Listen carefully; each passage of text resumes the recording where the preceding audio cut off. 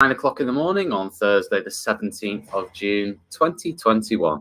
Welcome to the morning break with me, Tom Rogers. I'm here this morning with my very special guest, Andrea Schleicher from the OECD. We're going to be talking lots, really, all things education. I hope you're well this morning and surviving. Only a few weeks to go.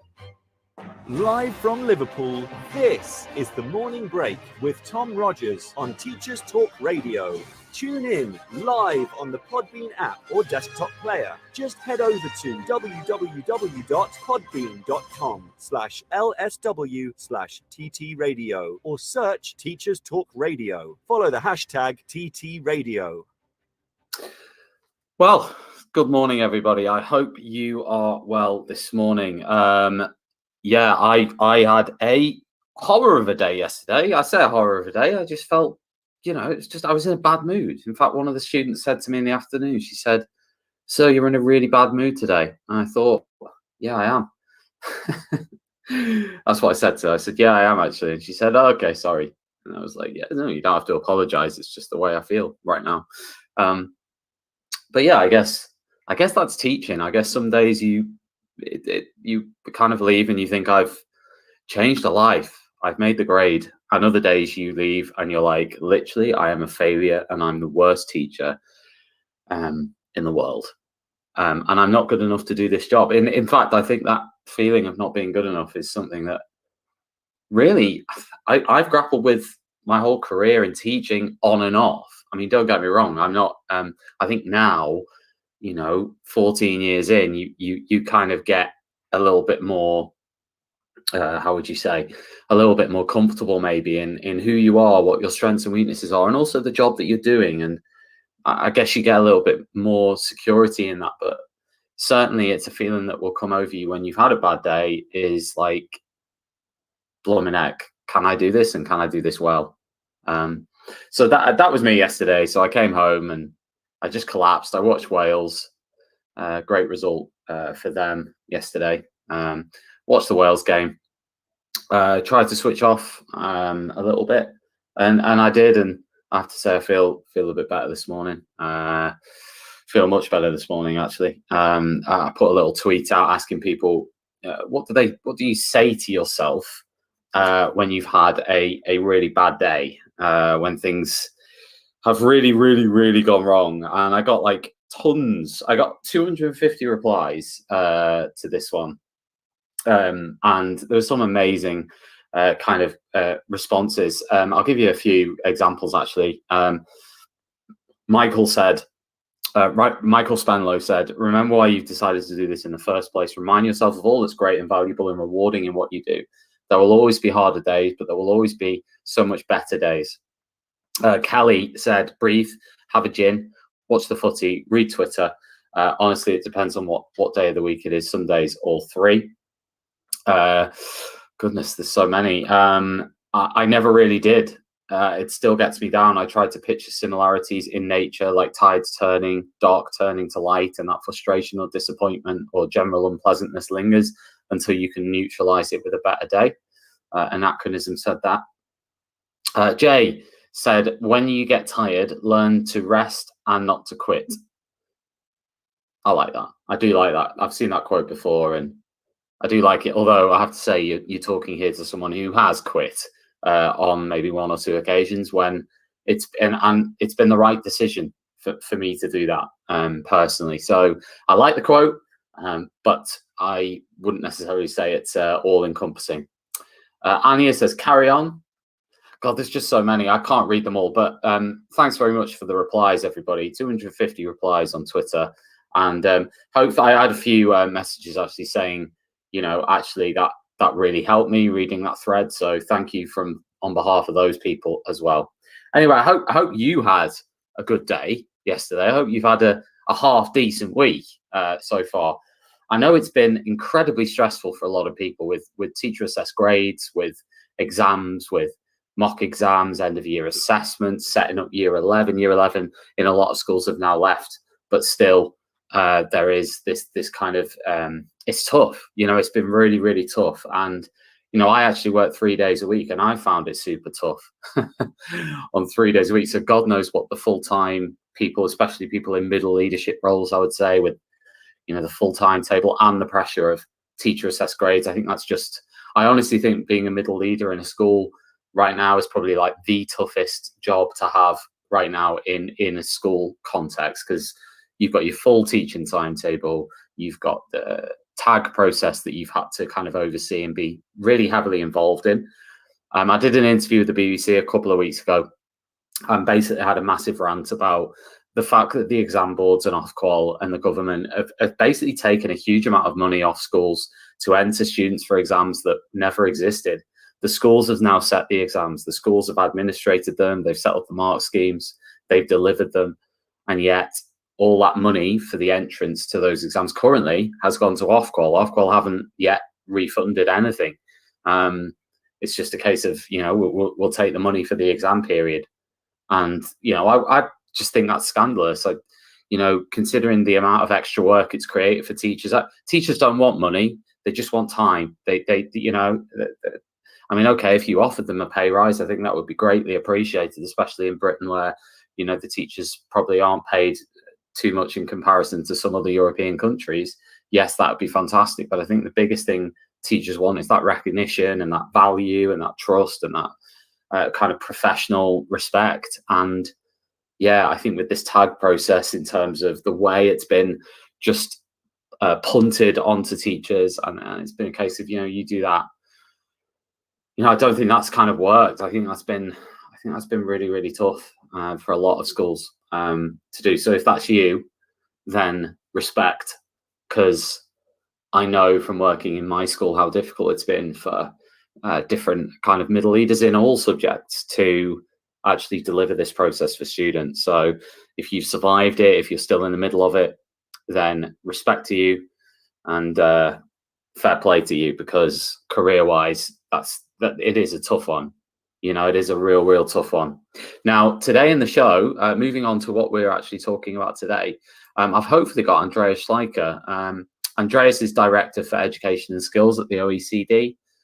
He initiated and oversees the Programme for International Student Assessment, otherwise known as PISA, and other international instruments that have created a global platform for policymakers, researchers, and educators across nations and cultures.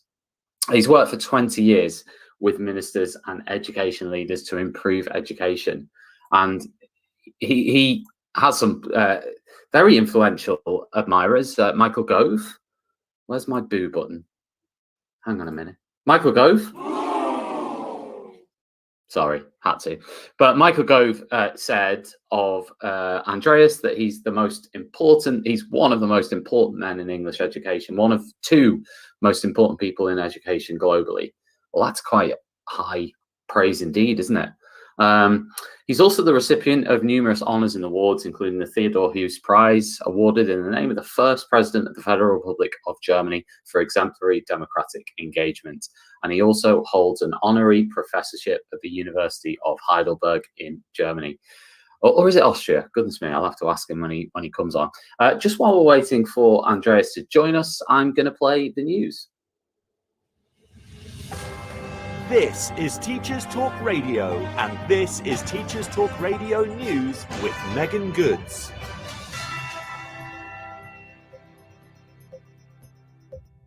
This is your latest Teachers Talk Radio News.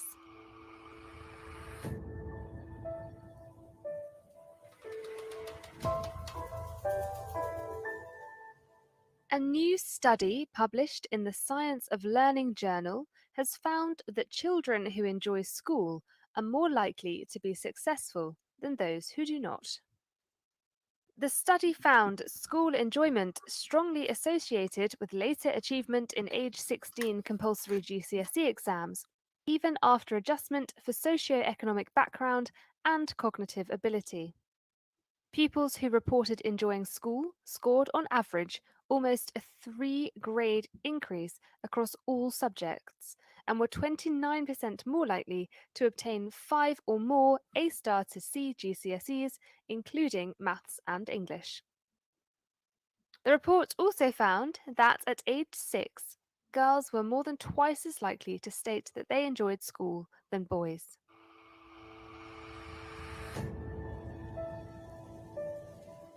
The latest figures show that students are now more likely to choose to continue with their education.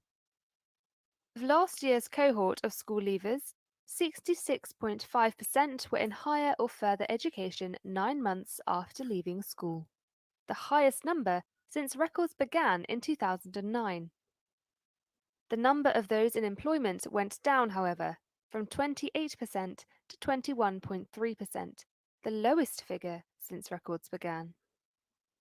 Students that were unemployed rose from 5.8% to 6.8%, and higher education was the most common destination for school leavers at 42.9%, followed by further education at 23.6%. That was your latest Teachers Talk Radio News.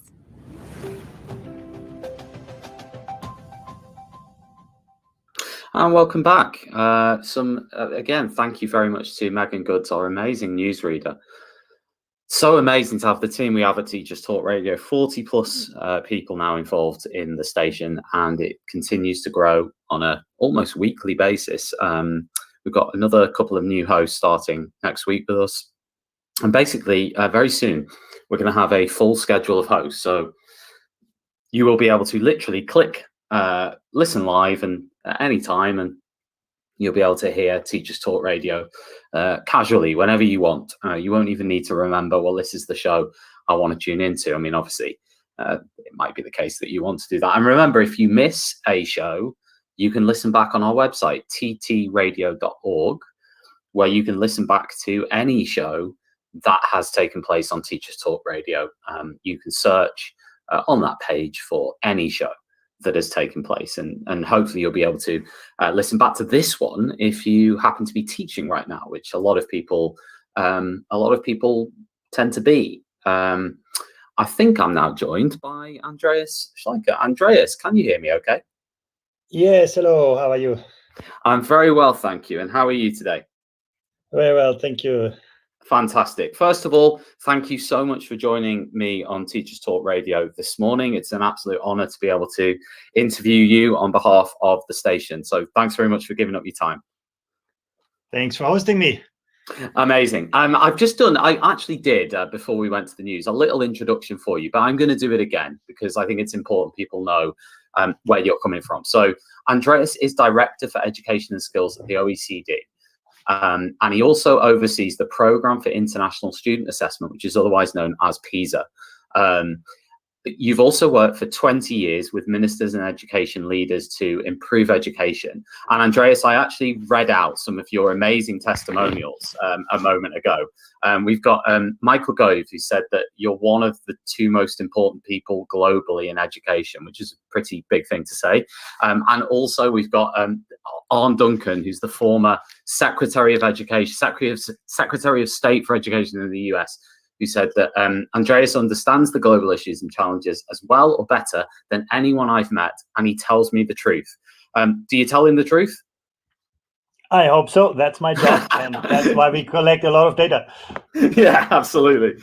So listen, just before we crack on with the interview, Andreas, I want to find out a bit more about you, because I've watched a lot of interviews and I've read kind of a lot of blogs by yourself. And one thing I'd love to know is kind of a bit more about you in terms of, you know, where did you grow up and where did you go to school? I grew up in Hamburg, near Hamburg in Germany, and I went to a regular primary school. Was not a particularly good student. Later on, went to a Waldorf school, and I sort of gradually understood and loved to learn. And so it took me a while, but eventually it worked. When you say you weren't a good student, what do you mean? In primary school, I really had difficulties. I think it took me a long time to sort of get used to the habit of, learning according to somebody else's schedule. I was sort of a very creative child, very imaginative. What actually got me to learn and study hard was not math or science, which I studied later, but actually music. I had an amazing teacher who actually, got me to practice, to listen to others, to play in an orchestra, and that was an amazing experience for me. And that really showed me that if I study hard, I can actually achieve something. And then I was able to translate that into, the regular school subjects later on. Yeah, and I think that leads in quite nicely to my next question, which is how is your schooling, whether that be primary, secondary, or further, how has it kind of impacted your education philosophy? Do you think it's impacted the way you think about things now, or not? Yeah, I do. So I think so. But actually, what shaped me most was after school. I studied science. I started my career in medical research. But then actually I had to do my civil service, and I worked in a school for disadvantaged children. And that really changed my outlook on education. And it was, I guess, for me, the first time I was together with children who had not, the kind of privilege I grew up with. And many of them were actually bright young people who just did not have the the right conditions. And that got me interested in education. That's why I really work in education today. So that's probably the most transformative experiences when it comes to my own outlook on education. Yeah, that's really interesting. And when we're going to touch on this later when we talk about PISA and we talk about the UK and we talk about all these other things, but one of the key issues, I guess, around Europe and around even the world at the moment is this gap between the achievement of so-called disadvantaged students and non-disadvantaged students, and that's been kind of, I wondered whether we could maybe touch on that now actually, and just say, what from all your work, number one, is it possible to narrow that gap? That's question one. Is it possible to do that? But secondly, what is in your opinion the key to being able to do that? Yeah, again, coming to my own experience, even well before PISA, when I, worked for these 2 years in that school, what I really experienced there, it is not talent that is unequally distributed. It's really opportunity. You had many talented students who did not have the kind of opportunity they deserved and therefore did not achieve. And later on, when we implemented the PISA project, collected all of this data, I paid a lot of attention to collecting good data on the social and economic background of students in schools. And on your question, is it possible? Actually, I think we can answer that question. Yes, we do see education systems in which social background is not a key influence on the quality of learning outcomes. And that is a fascinating outcome because we sort of take it for granted. In education, we've become quite complacent. We are very quick in sort of attributing failure in outcomes to, well, this is a student who just doesn't have the right context. And actually, you look to countries in Northern Europe, where you almost find no socioeconomic gap. You look to countries in Asia. Think about it. In our PISA 2012 assessment, the 10% most disadvantaged kids in Shanghai, in China, did better than the 10% wealthiest Americans in mathematics. Wow. At age 15. So I think that actually shows us that poverty need not be destiny. I really think, we should be a lot more ambitious in leveraging the playing field. So if it's not that, I've written on this before, actually, a couple of years ago for the TES, when I was talking about, the fact that teachers are very much, especially in the UK, very much held accountable for kind of student outcomes and kind of how that.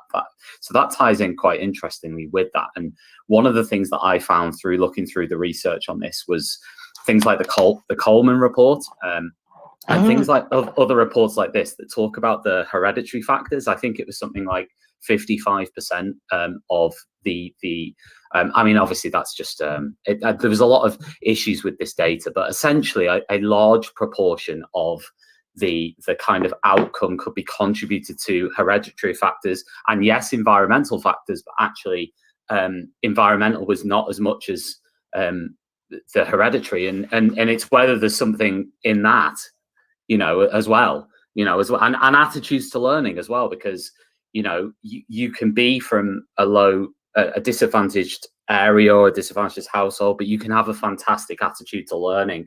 And then, like you've just said about Shanghai, these 10% of students, they've probably got a really good attitude to learning, haven't they, in school? Yeah, but that's, I think, how we should look at education. We should not look at what happens in the classroom in isolation. We should look at the learner and see, we do to support that learner in at home, at school, in a kind of cognitive development, their social emotional development. And if we take that attitude, we will find that different learners develop differently, and we have to be more creative. If you go to Finland, for example, teachers have about 30% of instruction time that they can deliver outside the classroom setting. So it's not I deliver my preset lessons, but I am here to support those students, and I get the time and resources to figure out what do I need to do to help that child. And I think that's the attitude we should, schools are very good to keep students inside and the rest of the world outside. I do think in the future, we have to integrate the world around schools and the school much more closely to help all students to succeed. In the past, maybe we could afford what we do now. Basically, we only needed a few very well-educated workers in our economy, so schools could just sort people. Now we need everybody. So I do think this question about equity and learning opportunities is no longer a nice to have. That's just an absolute essential. Yeah, and I know that you've said before, and I'm going to read you kind of a quote of something you said which ties into that quite nicely. You said, we treat students as consumers, we treat parents as clients, and teachers as service providers. And that model will no longer work. Today is about making everyone an active participant in the learning environment. Does that kind of tie in with what you were just saying in terms of, and what do you mean by this kind of idea of active participants in the learning environment? Yeah, I do actually believe that this kind of commodification of education is at the heart of many problems. We have sort of, all taken a backseat. Students, just, follow through the lessons. Parents are, I choose the school, and then, the school provides whatever services, and teachers are, put into that corner of service provider rather than, agent in this. And I do believe, students need to assume a lot more responsibility for the learning. You've seen this in this crisis. The students who were capable to learn on their own, who could set their own learning goals, monitor their learning progress. When remote learning was necessary, they could continue. So in the future, I think that, capacity to learn for yourself, to think for yourselves, to learn with others is absolutely crucial. For teachers, the teachers who are most successful these days are not just the great instructors, but also the great designers of innovative learning environments, the great coaches, the great mentors, the great facilitators. So again, I think that agency, can I not just, replicate a textbook, but can I actually design the right learning environment in this context? And you can say the same at the school level, and I think one of the maybe positive outcomes of the experience during the pandemic is that parents also have become, part of the solution to this. Parents had received a much better understanding of what learning really is about. They were, suddenly part of that instructional process, whether they liked it or not. And I think actually that's what the future of education really needs to be, a much more whole of society experience rather than school as a service. Yeah, and I remember reading actually Khan Academy. I don't know if you've heard of that, but it's Salman Khan, and he kind of talks about the future of education, and it's about what students can do, and having a portfolio of kind of learn things they can do. Like, I can play the piano, I can change a light bulb, I can do, and it's more like an I can do list. And maybe that ties in with exam reform as well. I mean, where do you think you've talked about this idea, and we'll come back to this later, of the fourth industrial revolution, and I wondered whether you might want to explain exactly what you mean by that, and also how you think that ties in with the way our education is set up in terms of exams, specifically, and testing. Yeah, I think the fourth industrial revolution puts many of our ideas about education to the test. The kind of things that are easy to teach and easy to test have also become easy to digitize, to automate. Now, the world no longer rewards you just for for what you know. Google knows everything. The world rewards you for what you can do with what you know. Can you actually extrapolate from what you know, apply your knowledge in novel settings? the rise in importance of social and emotional skills. Like, can you live with yourself? Can you live with other people? Can you live with the planet? I do think, our education systems know how to educate second-class robots, people who are good at repeating what we told them. But I think the arrival of artificial intelligence pushes us to think much harder of what makes us human, and how we can complement, not substitute, the artificial intelligence we created in our computers. And I think when you look at this, you will find a very different set of knowledge, skills, attitudes, and values that matter. And when you take that serious, you ask yourself, what are the learning environments that we need to create to support those?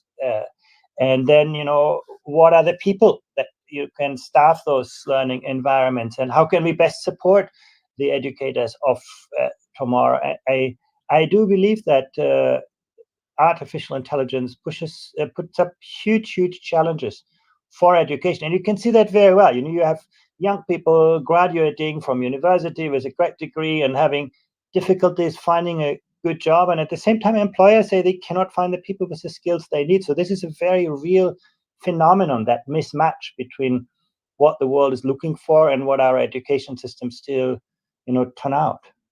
Yeah, I mean, I'm interested in this idea of like the physical learning environment, and and how that kind of translates into the idea that you were just talking about. So, I mean, is there anything that you think in terms of the way in which schools are actually built?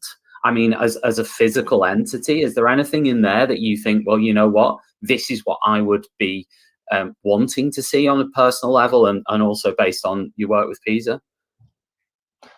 Well, obviously the physical environment shapes what is pedagogically possible. And we have sort of treated the infrastructure of our schooling not very well. If you think about, how does a shopping center look today, and why is the shopping center, more modern, more beautiful, more than the education institutions, the schools that are really our future.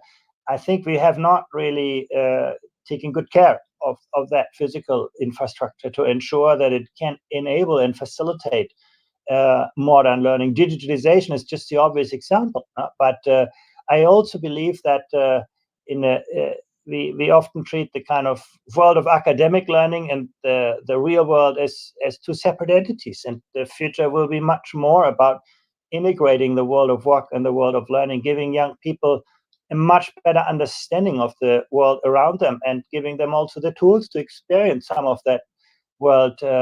Actually, I think this is an area where you can see now real attention to be paid in the UK, and I think that's very good. The greater emphasis on applied learning experiences, on vocational education and training, but we shouldn't treat it as a last resort. That should become a first choice for young people. That actually people learn not just as passive consumers. In today's world, there's no reason why you should listen to a teacher explaining the result of an experiment when you can do that experiment even in a virtual laboratory. I think we have so many more opportunities to make learning more problem-based, more authentic, more kind of relevant for young people.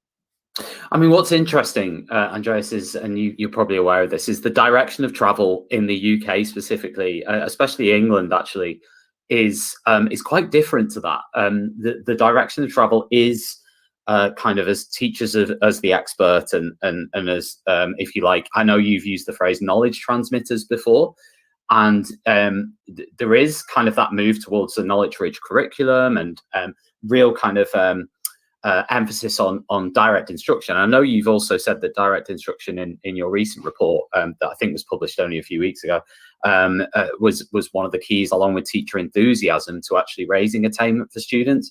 But nevertheless, the direction of travel in England is probably much more down, if you like, the traditional lines, and actually a much more, I guess, didactic and kind of direct instruction approach to things. I mean, is that something that worries you then, based on what you've said? I mean, do you think that that's the wrong way for England to go? And do you think that that's something that shouldn't be pushed too much?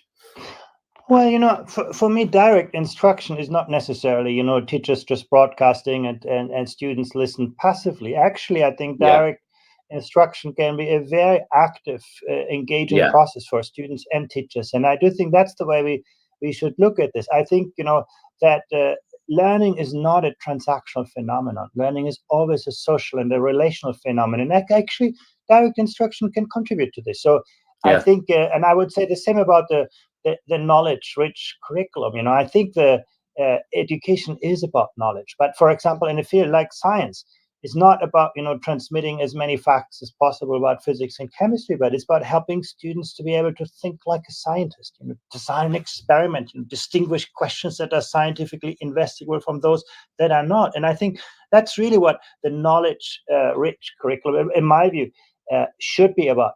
History is not just about memorizing names and places, but do you understand how the narrative of a society has emerged, how it developed, how it advanced, and sometimes how it unravels when the context changed? There's those things. Can you think like a historian? That I think is modern pedagogy is not about students running around. It is about that interaction between teachers and students, but in a way that actually, favors depth over breadth.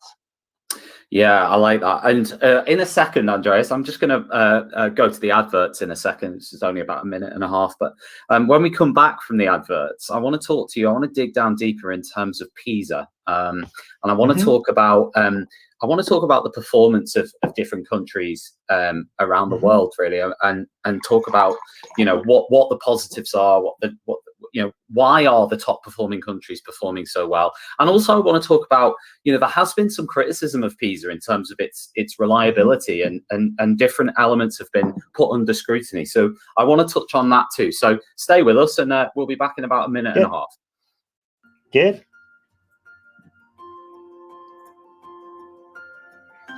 Introducing Amanda Davey. Amanda is one of the first specialist teacher assessors for dyscalculia in the UK and offers dyscalculia tutoring and bespoke training for schools. With 26 years of teaching and tutoring experience in the UK, Amanda offers specialist online tuition focused on building confidence and developing skills. Amanda also offers online and face-to-face training on dyscalculia for educators, informing practitioners as to how to identify children that may have dyscalculia and how to support them in class. Find out more about Amanda and what she can offer you at www.amanda-davey-dyscalculia.co.uk.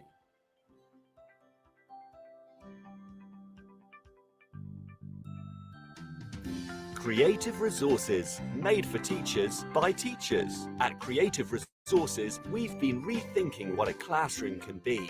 We've created a huge range of more than 2,500 original and exciting resources that span across more than 15 different subject areas. Whether you're looking for primary or secondary level resources, careers options, PSHE, arts, or humanities, Creative Resources have the resources for you.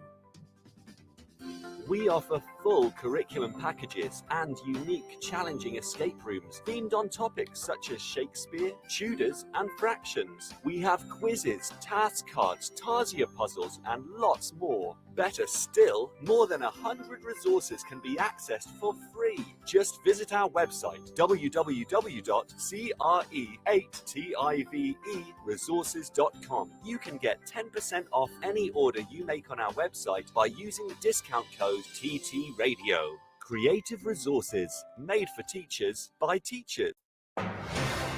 Live from Liverpool, this is The Morning Break with Tom Rogers on Teachers Talk Radio. Good morning, everybody. Thank you so much for joining us this morning. Thanks to everybody who has entered the live studio this morning to listen live on the Podbean app and also on the website. It is The Morning Break with me, Tom Rogers, on Teachers Talk Radio, one of the fastest growing education platforms in the UK today. Thank you for joining us. I'm going to continue with my interview with the amazing Andreas Schleicher in a few minutes' time. Live from Liverpool, this is The Morning Break with Tom Rogers on Teachers Talk Radio. Tune in live on the Podbean app or desktop player. Just head over to www.podbean.com/LSW/TT Radio or search Teachers Talk Radio. Follow the hashtag TT Radio. Hi, Andreas. We're back, and hopefully you can still hear me okay. Yes, I can. Excellent. Yeah, I've really enjoyed the chat so far. And what I wanted to do now is just to delve into a little bit more detail about PISA, okay? And the first thing is, for anybody who doesn't know, can you succinctly explain what PISA is and why it was set up and why it is done? Yeah, it's an international assessment of student learning outcomes at the age of 15. And the motivation really is to provide an opportunity for countries to look outwards, to look at what is happening in other countries with what results. We don't have many tools to do that, actually. Education is a fairly inward-looking business. Teachers often don't look outward to what's happening in the next classroom. And the same is true for education systems. We are not taking that much notice about teaching and learning in other contexts. And that's really the motivation of PISA, to provide, a kind of window to the world, really, through looking at learning outcomes. But I think what makes PISA different from traditional exams and tests is that we do collect a lot of data from students as learners, from teachers as teachers, from school leaders, from parents, to actually get the context for the learning outcomes. So we would not just test students without looking at their social and economic conditions from which they come from, or the learning environment at school. And I think that's really what makes this assessment special and an opportunity to learn from across the world. Okay, and how important? I mean, that leads quite nicely into my next question, which is, this is probably a silly question to ask somebody who's responsible for PISA, but how important do you think PISA results are for? I mean, do you think they should play a big part in the way in which governments, for example, think about things and with education? Well, if I think about my own country, Germany, in the year 2000, most people would have thought, well, Germany spends a lot of money on education. Education has a long tradition. The education system is functioning really well. Then came the PISA results and showing, it does function very well for students from wealthy background, but actually for students from disadvantaged backgrounds, there are huge kind of learning gaps.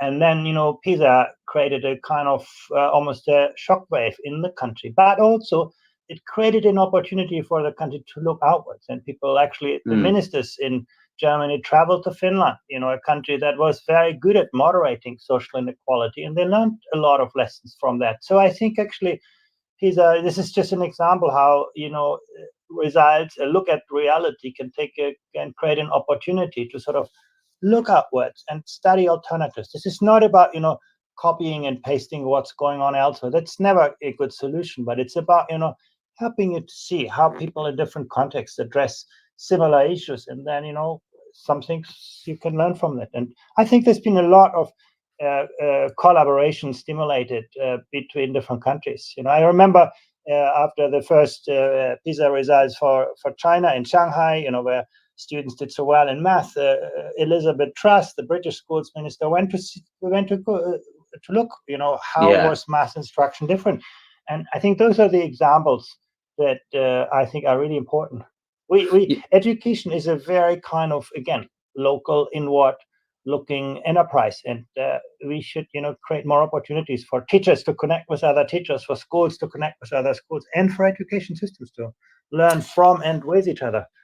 Yeah, absolutely. And just out of interest from your work, in terms of, because you're going to know a heck of a lot in terms of the intricacies of these results. If you were to pick out kind of 3 countries, you mentioned Finland, but if you were to pick out maybe 3 or 4 countries who, in your opinion, currently, based on your work with TALIS, based on your work with PISA, based on your work with OECD, if you were to pick out 3 or 4 countries around the world who you think are kind of leading the way when it comes to education, both in terms of outcomes, but also in terms of their engagement with it, which countries would you maybe pick out? Well, the interesting thing is you can find great education systems in Europe. You look to Estonia or Finland, and you can look to Canada in North America. You can look to Japan or China in Asia, or Singapore.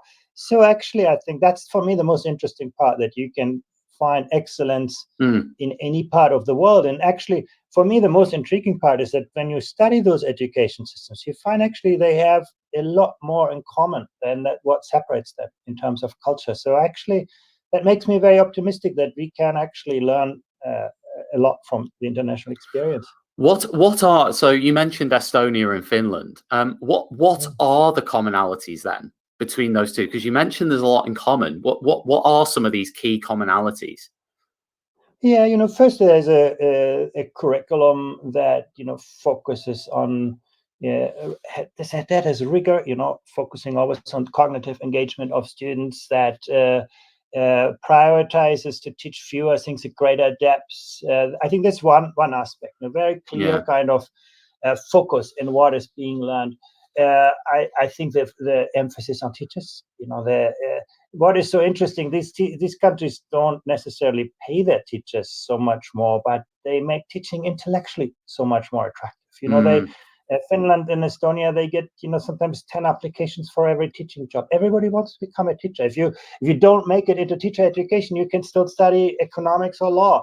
It's so popular. And then and why is this? Because teaching is just an attractive job. You work every day with other colleagues. You maybe teach less than a teacher in England, but you work as much or more, but you spend more time with individual students. You spend more time with your colleagues. You spend more time with research. And this is the same of what you would find in countries like Singapore, China, where actually and there's a more interesting career for teachers. So I think that emphasis on teaching and learning and pedagogy and getting great people to work. The third aspect that I think is also very important, both in the Nordic countries in Europe and in Asia, is the capacity of the system to always attract the most talented teachers to the most challenging classrooms and to get the best school leaders to the toughest schools. Every career path leads through difficulties. If you're a vice principal in a high-performing school and you want to become the principal, the only way to get there is to take on one of the toughest schools.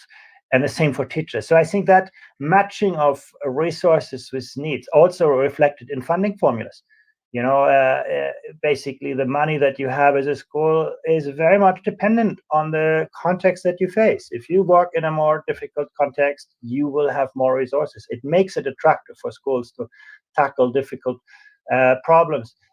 So I think those are really important features that these education systems share. That the last part, and that's tough in kind of our societies, is to ensure consistency and coherence in public policy. You have actually a lot of ownership of professional practice by the profession.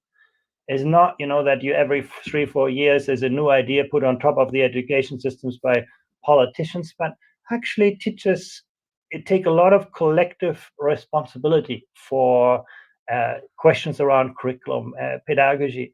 And therefore, public policy can much more focus on what support do we need to give teachers rather than prescribing what happens in the classroom. And that culture gives the society the trust in the teaching profession. Basically, teachers are trusted to be, the future of education. And it gives teachers trust in politicians. They will do what they say. There will be coherence over many years of time, because when you don't have that, when you have this kind of very volatile education systems, politically volatile, then, people in the classroom will do what they always did, because it doesn't, pay off to change your behavior. So I think those are very important features, and you find them quite consistently across the highest performing education system. Yeah, and we've got a lot of live listeners here. So if you have a question for Andreas that you'd like to ask, then do text in the Podbean app. Just write your question in, and I will fire that question over to him. And also, if you're listening back on the podcast, do tweet us at TT Radio 2021, and we will try and forward your question on too. So do listen now, and if you have a question, text in. If you have a question listening back, also tweet us as well. Now, Andreas, you mentioned that about these countries, and what I'm interested in now is the UK specifically, and how does the UK, when we talk about teachers, right? And you'll know this, is that, and I know you've mentioned about quote, making teaching more intellectually attractive. as one answer. And I think when you said that, actually, you were referring to maybe to the UK. I'm not sure. You can clarify that, but you said the UK should make teaching more intellectually attractive. What would that mean to the UK then? What does the UK need to do? Yeah, I think teachers in the UK have a fairly high number of teaching hours compared with other countries, and are mainly seen as instructors. The sort of the idea of a teacher in the UK is you stand in a classroom and you deliver lessons. There is less time for engaging with individual students outside the classroom. There is less time for collaborating with your colleagues. There's less time for observing other teachers' classroom, for engaging in collaborative professional development. And there is almost no time no opportunity for teachers to engage in questions like instructional design or curriculum design, technology, and those kinds of bigger research issues which are defining the future of education. And I think that's a lost opportunity compared with the highest performing education systems. And it's very different of what you would do in other fields like medicine. Your doctors are doing clinical trials to, develop new tools,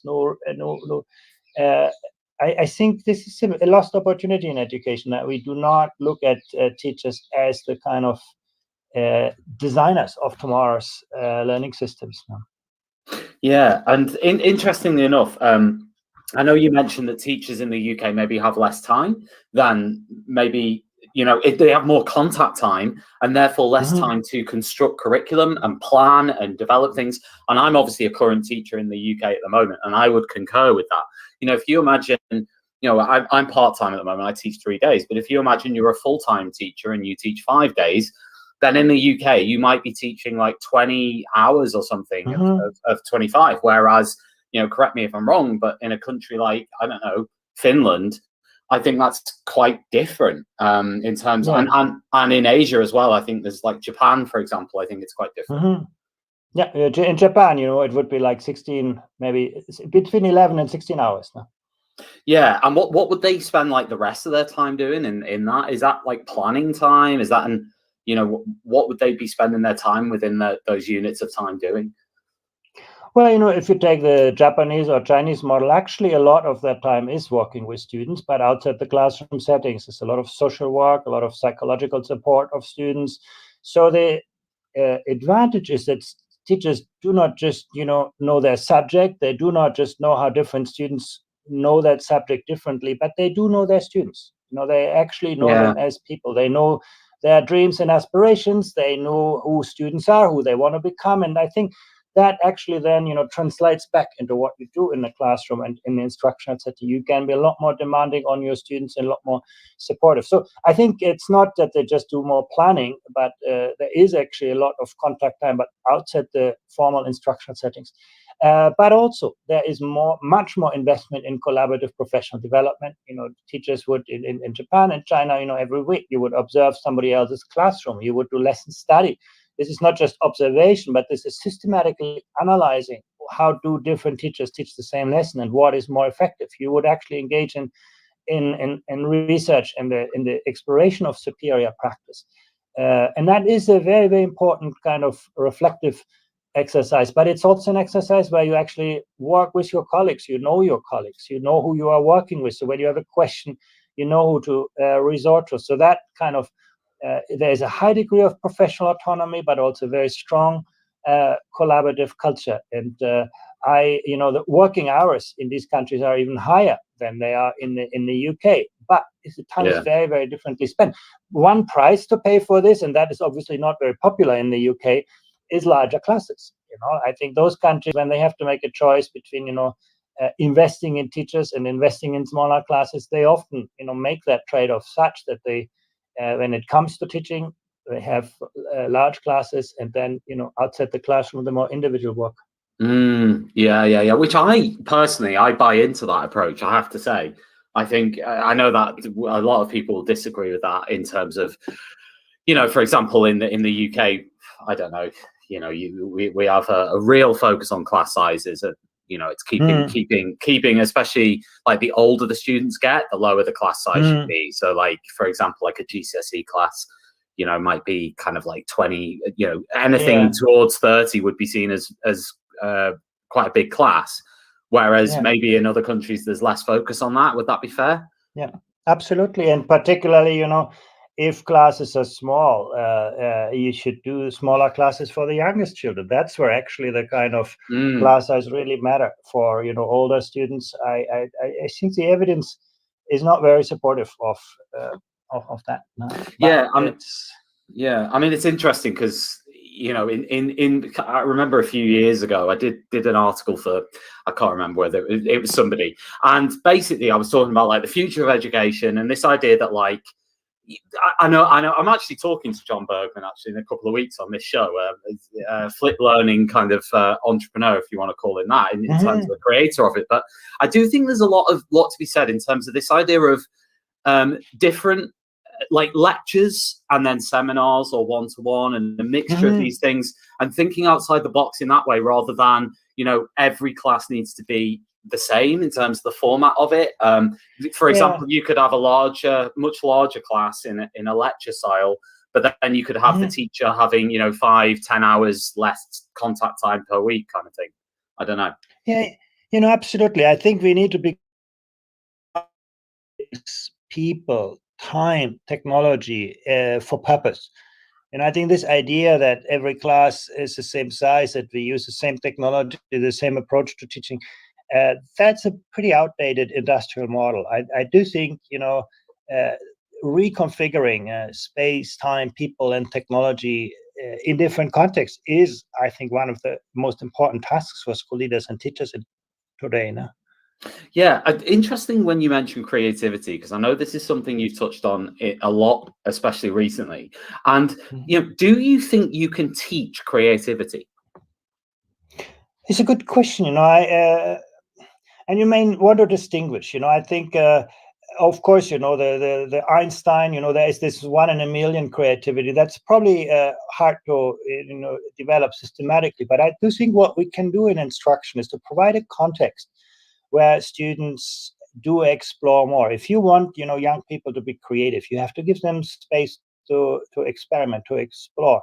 If they experiment, they'll need to take risks. If they take risks, they will make mistakes. So, you know, helping students to learn from and with failure and mistakes, I think is going to be very critical. So I don't think you can teach creativity in a kind of direct way, but I think you can create an educational environment that actually fosters that level of experimentation and creative thinking. And, you know, we can even assess it. The next PISA round is going to have a component on creative thinking where we look at to what extent students can develop original answers to questions, that is, answers that we have not, you know, projected into the test, and whether they can also have their own assessment of the originality of their answers. And so I think, you know, you can enable creativity. And moreover, I would say, you know, the good thing of creativity is different from other social skills. For example, we're all born with this. You know, if you have a 3-year-old daughter, they're going to question everything you do. They're going to put everything to a test. They're going to experiment with everything.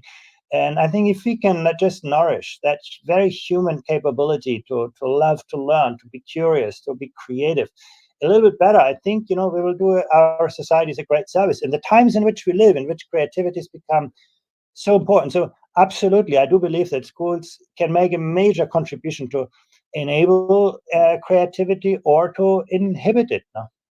Yeah, I mean, interestingly, the kind of critics, I guess, of that approach would say things like you can't have creativity without the knowledge to be creative. So to actually apply the knowledge to be creative. So like someone like Einstein, for example, as you mentioned, like without the kind of knowledge, then he wouldn't have been able to be as creative. I mean, do you think there's a danger of saying, right, we want everyone to be creative and, you know, just start being creative, and sometimes without knowledge and without, if you like, that kind of knowledge transmission from the teacher, so to speak, or certainly embedded knowledge in terms of learning? Do you think creativity is just an empty vessel, an empty word, or do you think there's actually value in just pure creativity, as in like going into a room and like be creative? You know, like be creative for an hour. Well, I absolutely agree that knowledge is a prerequisite for being creative. What I don't agree is that is this idea of sequencing is the idea that, for 12 years you have to transfer knowledge and then, suddenly people will become creative. No, actually think again to that 3-year-old child, 5-year-old child. They're very creative as they develop their knowledge, and those things interact. And I think that's exactly what good pedagogy is about, to actually give students the knowledge and then the capacity to extrapolate from it, to apply it in a novel kind of context and situation. But we do that very rarely. Much of what we do in school is, I want you to repeat the answer exactly how I gave it to you. That is not good knowledge transfer, and that is certainly not enabling creativity. So yes, knowledge and creativity, condition each other, but this is not about one comes before the other. Yeah. Okay. That's how I think about it. No, that makes perfect sense. And interestingly enough, I suppose this links really into what you've just said in terms of this idea of what I'm really interested actually in these changes to the PISA tests that you just mentioned with regards to creativity. I mean, can you tell me a little bit more on that in terms of, can you give me an example of a question or something that students might be asked to do in a specific sense? Because I am really interested in that. I think it's interesting. Yeah, one task that we used in the first experiment was where students had to draw an advertisement, and then multiple versions of an advertisement, and then explain what they thought was original in it and what was so these the tasks are not very very very very difficult, but in PISA we've done lots of other things as well. We looked at, for example, social skills in 2015. We assessed to what extent students can solve problems not just individually but also together, share their knowledge, jointly develop solution strategies, then apply them as a team. And you'll be surprised, many students that are great individual problem solvers do not have those kinds of collaborative problem solving skills. So PISA has actually over recent years developed a lot of innovative methodologies to help us observe skills that everybody thinks are important but that are often hard to observe. Yeah, that makes perfect sense. Just before we move on, I've got a couple of last questions for you, Andreas, if that's okay, before we kind of close it up. But just a quick shout out to some listeners who are listening live. Mr. JP Cool, that's a great name. Thanks for listening live. Hamid, thanks for listening live. Michael Norstig, thanks for listening live. And everybody else who is out there listening, thank you very much for tuning in. I thought we'd finish with some predictions, Andreas, for the future, in terms of, you're the inside man here. You know what's going on, and it's really about opinion here. It's I want your opinion on it. It doesn't have to be based on a study. But in your opinion, which countries do you think will emerge in the next 10 to 20 years as the kind of, you mentioned Finland. It's well documented that Finland is one of the kind of stars of PISA, if you want to call it that. But what countries do you think will emerge in the next 5 to 10 years as kind of surprise countries, if you like, in terms of what's going on and the results of PISA? Yeah, I think Estonia is already on a trajectory of a very innovative, creative system with a lot of frontline capacity, and that's where I put my bets. Systems that are not just working top down, but that have a lot of in energy and initiative at the front line in the teaching force. So I would rate Estonia very high. I would include some countries like Colombia, like Vietnam, that we don't yet have on our radar screen, but where we see amazing things happening. I certainly would include China. I think we are just scratching the surface of what's happening there, because you have this very strong in the Western world we have made learning a nuisance, something I need to learn to get a good job, and it's very instrumental. I think what the Chinese bring to learning is this idea: I learn to become a better person, and even if I can't use my skills immediately, if I don't get a great job, it's still worthwhile to study and to learn and to develop. And I think that is a huge asset in the world in which we live, in which we have to learn for jobs that have not been created, to solve problems that we can't think in other Asian countries as well. So I mean, do you think I remember reading something a while ago about China in comparison to the US, and I mean, that basically they were saying that even though economically China is destined to kind of overtake the US, they were saying that the US in certain areas would always maintain the upper hand because of creativity, actually, and innovation. They were saying that, you know, for example, in the domain of technology innovation, you know, creating, you know, ed tech things and technology products, and actually the creating of them, that the US would remain ahead in that domain in terms of innovation and creativity, obviously linking that maybe to Chinese kind of society, governance, and all the rest of it. Do you think there's credence in that, or do you actually think that that's going to change? Do you think that China will have the next Silicon Valley? It's a good question. I actually think the strengths of the US, you know, of Silicon Valley is not its human talent. Actually, that's many of the people that come from China and India. Actually, if you go to Silicon Valley, you will be very surprised how many people from China and India you'll find there. I think the strengths of the US is really to extract value from skills. Now, I think to provide an environment in which new ideas can flourish, develop, you know, scale. And I don't think that's the strength of China yet. But imagine, you know, China can combine its huge advantage on the human talent front, where I do think they are, you know, just way ahead of countries in the West. Imagine they could combine that with, you know, a new entrepreneurial culture where good ideas can flourish. You would have the next Silicon Valley there. You know, the talent will go where that is. So I think you know, maybe at the moment the United States has a big advantage in extracting value from skills. I don't think you should take it for granted. You know, I actually think the Chinese problem of, you know, creating a more open, you know, economy, a more innovative economy, is much easier to solve than the American problem of, you know, a huge kind of legacy of poor investment in talent development.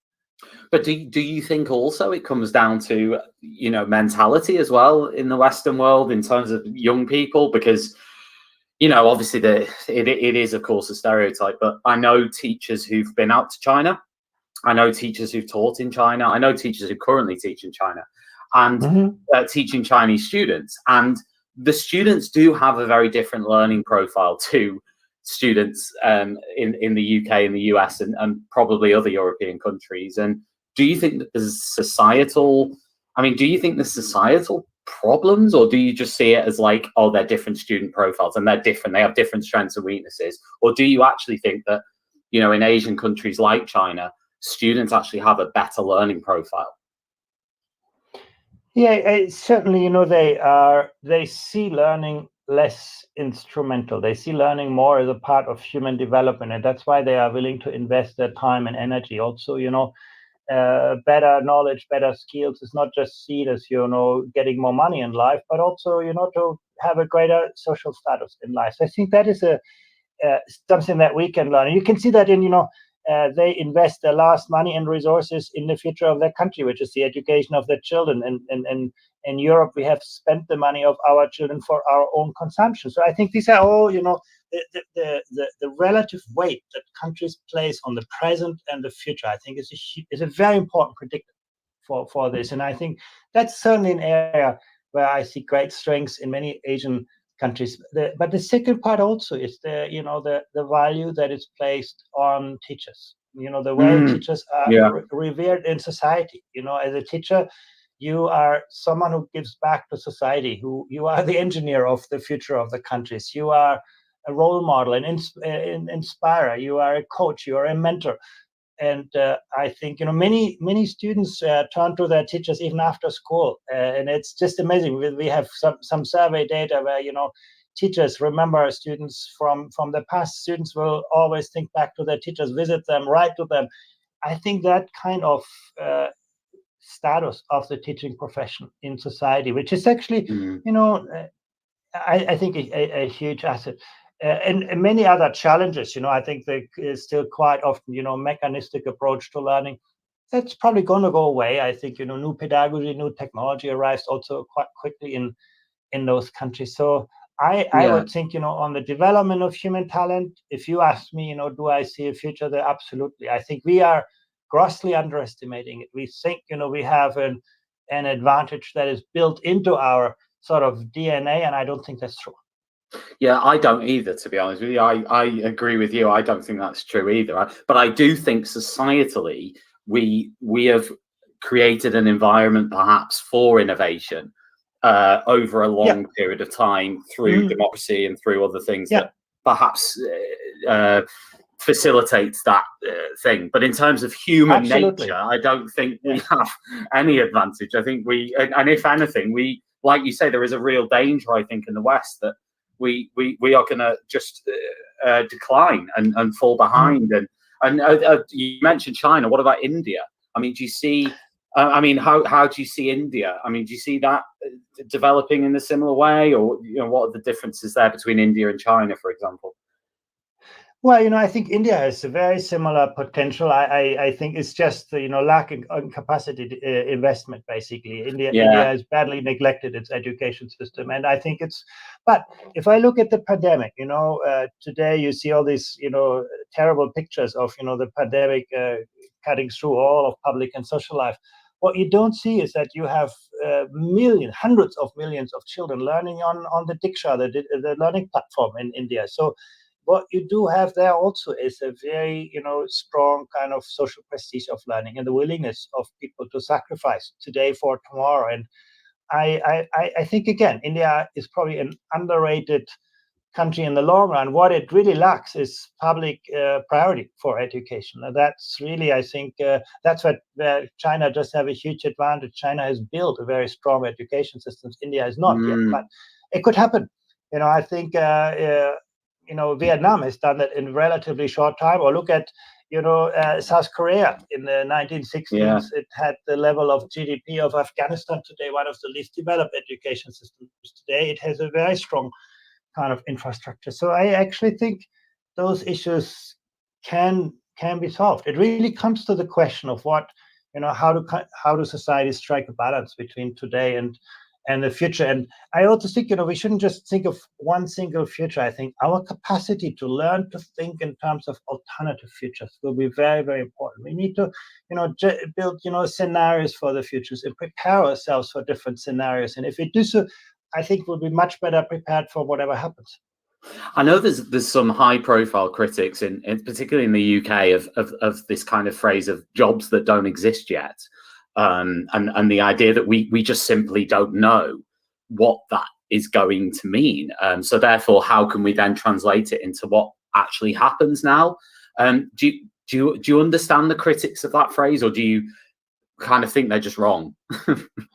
Yeah, I think no. I think there's a lot of truth in that, but I think we cannot, predict the jobs. But I think what we can do is, and what we can do much better than we actually do, is to understand the drivers of those changes. Like, for example, the nature of artificial intelligence, how it will impact, what we learn, how we learn.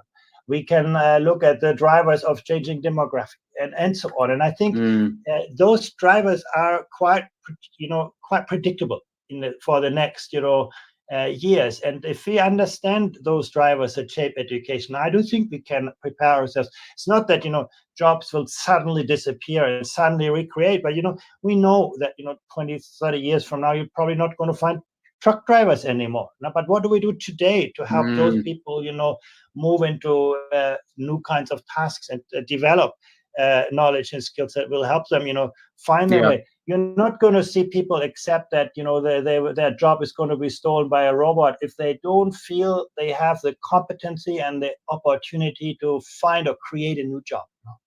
Yeah. I mean, it's interesting you've mentioned AI a few times actually this morning, and I just wondered, what do you envisage the role of AI being in your kind of standard high developed education system? I mean, do you see AI kind of replacing parts of what a teacher does, or not?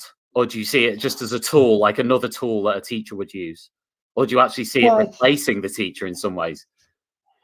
No, I think it's very similar like in other jobs. The AI is not going to replace humans, but I think AI can empower humans to become more to use their own potential better.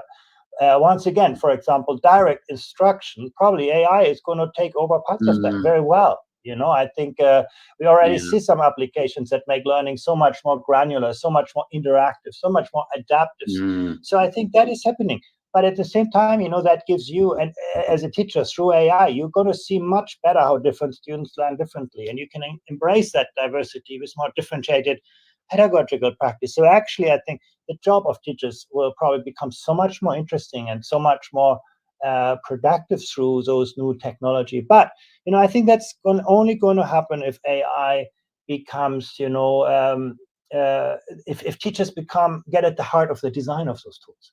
My biggest fear is that teachers become, again, consumers of those tools, that we just, put them into this classroom and say, now use it. And that actually could not empower teachers, but disempower them. So once again, if teachers are at the heart of the design, I think there's huge potential. Don't think of AI as a magic power. It's just going to be a massive amplifier, a massive accelerator. It will accelerate great practice and good ideas, and the same way it will accelerate bad ideas and bad practice. It can give you better insights how different students learn, but it can also, reinforce stereotypes if you do not understand those algorithms. So I think, it's a huge potential, and but it will, AI will not replace teaching. It will, amplify good teaching. Andreas, that's absolutely amazing. My very last question for you is, what are your plans for the next few years? I mean, do you have any plans in the pipeline, or are you going to continue with what you're doing at PISA? And I mean, do you have any plans within the organization personally, or what are your where do you want to be in a few years? Not on a beach, presumably. I think it's always important to be opening to the future and to listening to what the future requires from us. But I see areas in the OECD I'd like to advance further. Is we are doing quite well on looking at cognitive skills. I'm not sure we are doing yet enough justice to the social and emotional skills of people and of educators. And I think we need to find ways to make those better visible so that they become more tangible for public policy. This is certainly one area I would like to evolve. I also believe this area of technology, in a way, at this moment, it's a so fragmented kind of environment. Schools buy their own solutions. Nothing is compatible, interoperable. And then, we don't have a, startup culture in education and entrepreneurial culture. Those are things that, I'd like to invest myself a little bit more, but I don't have any specific plans. Yeah. No, that makes perfect sense. Andreas, thank you so much for joining me this morning. I've thoroughly enjoyed interviewing you and talking to you. It's been amazing. So thanks so much. Thank you for hosting me. Thanks very much. See you. Bye. Okay, that was Andreas Schleicher. What an amazing interview. And it was so interesting to hear what he had to say about the future of education, not just the current, but the future too, and looking at different countries and what they're doing. I'm going to have to read up on Estonia because I'm really interested in what Estonia is doing and what they're doing well. And yeah, it's just really, really interesting. So it was amazing to be able to speak to Andreas, and thanks everybody for tuning in live. Remember, Teachers Talk Radio today. My goodness me, we've got a hell of a lot of shows for you coming today. So do check out the schedule on the website, ttradio.org, and you can listen to us basically from 4:00 onwards. And we've got some amazing shows coming up later. Seb Ventura, Genevieve Bent, Amanda Wilson. They'll all be taking your calls and talking shop later on. It's great to have Genevieve back as well on the airwaves later on at 8 p.m. For the late show. So that's fantastic. I will be back next week and with the morning break as usual. And in 2 weeks' time, I think, it's not fully confirmed yet, but I think I might have John Bergman, who is an amazing guest again, to talk to the creator and innovator behind Flip Learning. So in a couple of weeks' time, hopefully I'll be speaking to him. So join me again for that. And thanks if you're listening back to this as a podcast. Thank you very much. And thanks for tuning in to Teachers Talk Radio. And we've got our newsletter coming out on Saturday, so make sure you subscribe for that. There's some amazing interviews and articles in there for you to kind of tap into. And yeah, if you're interested in being a host, then also get in touch with us. Email us at teacherstalkradio@gmail.com, or just drop us a line through the website and we'll get back to you if you're interested in actually hosting your own show and doing what I'm doing now and asking the questions and having your own guests. So if you want to join the team, we've got 40 plus people in the team now, all working together to produce this amazing platform that we know as Teachers Talk Radio. So if you want to be part of that, then get involved and get in touch. You've been listening to Teachers Talk Radio. Tune in live and listen back at ttradio.org. We look forward to hearing from you next time on Teachers Talk Radio.